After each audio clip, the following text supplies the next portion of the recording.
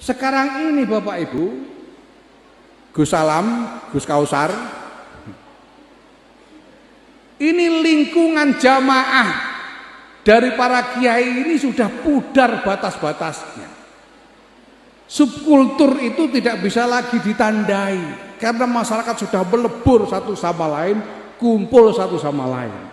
Milenialnya pesantren ini ya sama saja dengan milenialnya orang-orang di luar pesantren, sudah campur semua.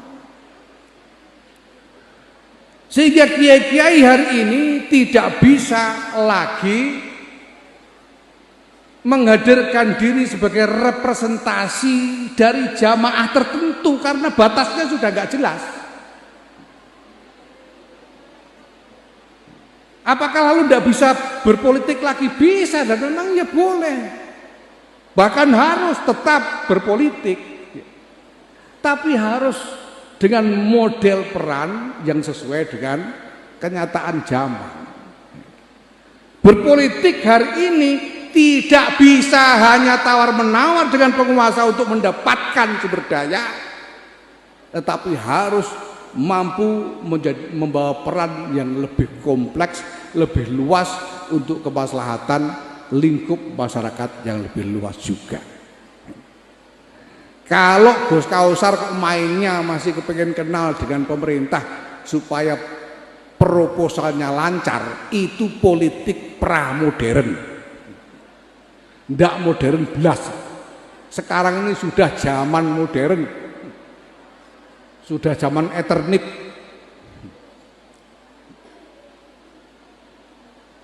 Maka ndak bisa lagi kiai-kiai kita harapkan berperan seperti pada masa lalu. Peran politiknya tetap harus dijalankan, tapi dengan cara yang beda. Jurus pencaknya itu harus lain. Kalau jurus pencaknya masih jurus pencak tahun 90-an, susah. Nah, ini satu hal yang sebetulnya menjadi salah satu keprihatinan saya saat ini, karena saya melihat kesana kemari kader-kader pemimpin politik pesantren ini semakin langka. Mohon maaf. Sudah, saya terang-terangan aja. PKB, terang-terangan aja ya. PKB yang katanya partai politik yang dibuat oleh NU. Coba hitung berapa gus-gus yang aktif sebagai politisi utama di sana. Hitung.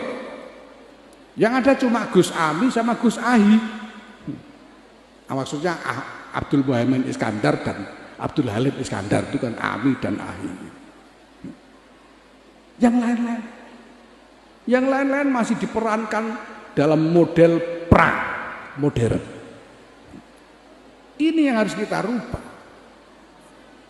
Itu sebabnya sebetulnya kemarin itu saya pengen ngajak Gus Salam sama Gus Kausar ke Jakarta ini supaya ngerti jalannya Jakarta gitu loh, enggak kesasar-sasar nanti kalau ke sana itu gitu. Pengennya ya, tapi ya enggak diizinkan, ya sudah, enggak apa-apa. Nanti saya cari yang lain. Karena kita tetap butuh kader-kader kepemimpinan dari pesantren. Karena ini soal lagi-lagi soal bagaimana kita berkhidmat untuk menjaga kepentingan-kepentingan agama.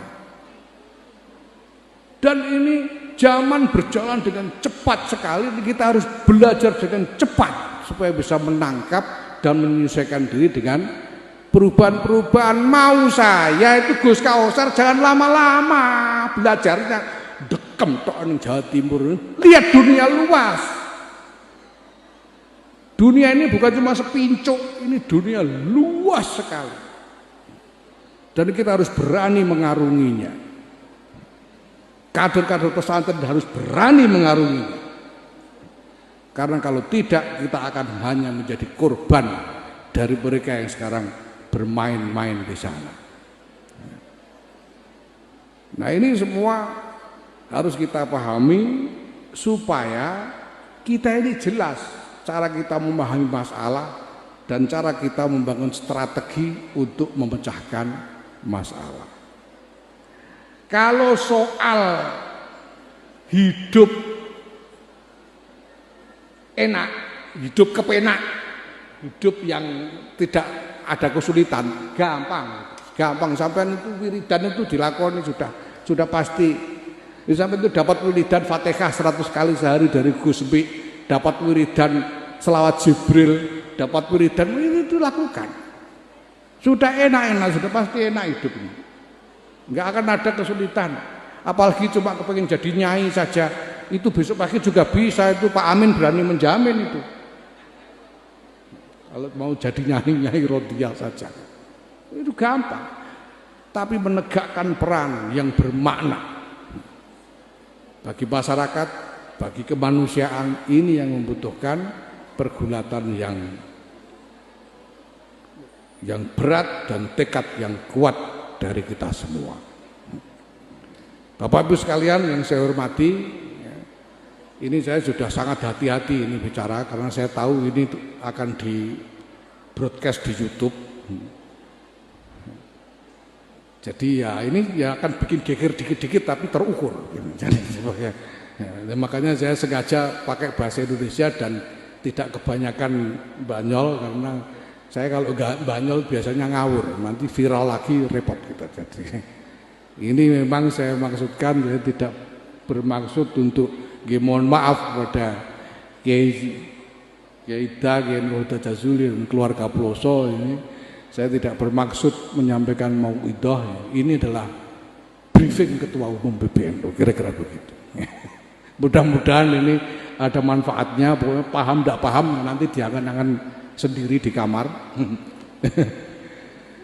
Dan mudah-mudahan kita semua apapun juga tidak henti-hentinya mendapatkan guyuran barokah dari guru-guru kita, dari masyayikh kita, dari ilmu-ilmu yang kita warisi dari beliau-beliau semuanya.